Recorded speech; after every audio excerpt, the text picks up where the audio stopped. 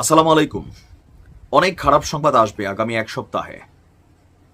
আমাদের হয়তো অনেকটা মন খারাপ হবে, কিন্তু আমি আশাবাদী। আমি মনে করি এটাই শেষ লড়াই মুসলিম উম্মার মধ্যে। একটা জাতি, হয়তোবা তারা শিয়া, কিন্তু আপনার কি মনে হয় ইসরায়েল যখন অভিযান চালাচ্ছে, মার্কিন যুক্তরাষ্ট্র যখন অভিযান চালাচ্ছে, শিয়া সুন্নি এগুলো দেখা করতেছে? যদি তাই হতো তাহলে আফগানিস্তানকে যখন উড়াই দিছে, কোথায় ছিল আপনার এই শিয়া সুন্নি বিভাজন? যখন ইরাককে উড়াই দিছে, কোথায় ছিল আপনার এই শিয়া সুন্নি বিভাজন? এই যে আপনি, আপনার মতন মানুষদের জন্যই আজকে এই অবস্থা। আমার আশ্চর্য লাগে, বাংলা ভাষাভাষী বাংলাদেশের মুসলিমরা যখন ইসরায়েলের পক্ষে অবস্থান নেয় আর বিভিন্ন বক্তব্য শেয়ার করেন, আমার কাছে লজ্জা লাগে যে জাতির মধ্যে আমরা আছি। অবশ্য আমরাই 2000 টাকার জন্য একজনের জন্য ঘাই দিয়া ফালাই দিই, তখন এই জাতিগত বিষয়টা কাজ করে না, সুন্নি শিয়া কাজ করে না।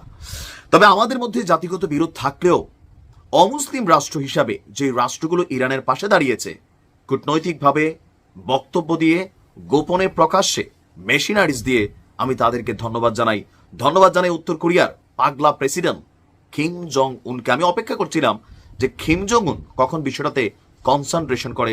আলহামদুলিল্লাহ, উত্তর কোরিয়ার এই সমর্থনটাকে আমি মনে করি এই মুহূর্তে ইরানের জন্য খুবই পজিটিভ একটা অবস্থান। দর্শক, ইরানের উপর এবং ইসরায়েলের উপর এই যে গত 4 থেকে 5 দিনের যুদ্ধ চলছে, দিন শেষে ইরানের পক্ষে নিজেদের সর্বোচ্চ অবস্থান প্রকাশ করেছে উত্তর কোরিয়ার প্রেসিডেন্ট আপনার কিম জং উন বলছে ইরানের উপর ইসরায়েলের এই আগ্রাসী হামলা মানবতার বিরুদ্ধে অপরাধ, সার্বভৌমত্বের বিরুদ্ধে অপরাধ, এবং এই ধরনের আচরণ কোনোভাবেই গ্রহণযোগ্য না।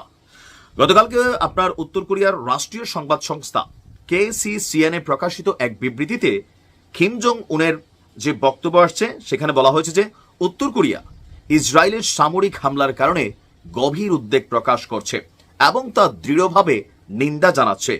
ইসরায়েল যে ইরানে বেসামরিক জনগণকে হত্যা করছে, সেটি মানবতার বিরুদ্ধে অপরাধ। রাষ্ট্রপক্ষীয় জঙ্গি হামলার এই অবৈধ কর্মকাণ্ড মধ্যপ্রাচ্যে নতুন এক সর্বাত্মক যুদ্ধের পরিস্থিতি তৈরি করছে। বিশ্ব যে আজ গুরুতর পরিস্থিতির মধ্য দিয়ে যাচ্ছে, তাই স্পষ্ট করে যে মার্কিন যুক্তরাষ্ট্র এবং পশ্চিমা শক্তিগুলো, তাদের পৃষ্ঠপোষকতায় ইসরায়েল মধ্যপ্রাচ্যের জন্য ক্যান্সারের মতো এক সত্তা এবং বৈশ্বিক শান্তি ও নিরাপত্তার প্রধান হুমকি। ইরানের সর্বোচ্চ শীর্ষ সামরিক কর্মকর্তা, পারমাণবিক বিজ্ঞানী সহ যে সাধারণ মানুষদের উপর ইসরায়েল আপনার অভিযান চালিয়েছে, তা কোনোভাবেই গ্রহণযোগ্য না।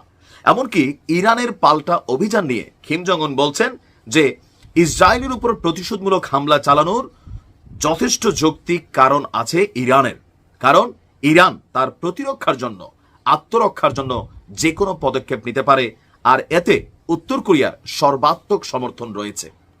ভাই, এতটুকু কথাই আমার জন্য এনাফ। এতটুকু কথায় কয়েকটা মিসাইল দেওয়ার মতন। আজকে দেখেন উত্তর কোরিয়ারে সারা পৃথিবী ঘাটে না। কেন ঘাটে না? এত পরিমাণ পারমাণবিক ইকুইপমেন্ট তারা রিজার্ভ করছে, যে কোনো জায়গায় যে কোনো অ্যাকশন তারা নিতে পারে। আর এই কারণে উত্তর কোরিয়ার সবাই সমীহ করে। ইরানও ঠিক সেই পথেই হাঁটছিল। কাতার নিন্দা জানানোর মধ্যে সীমাবদ্ধ। সৌদি মধ্যস্থতা করতে চাচ্ছে। আর কিসের মধ্যস্থতা? তোমরাই তো গোপনে চিঠি পাঠাইছিলা ইরানের কাছে যে ভাই দেখেন, ঝামেলার দরকার নাই, পরমাণুটা একটু কমাই ফেলেন, নয়তো আমেরিকা কিন্তু ডিস্টার্ব করবে, ইসরায়েল ডিস্টার্ব করবে। আমরা সতর্কতা জানাচ্ছি। এই অবস্থা, জিল্লাত। এরকম বন্ধু থাকার চেয়ে না থাকাই ভালো।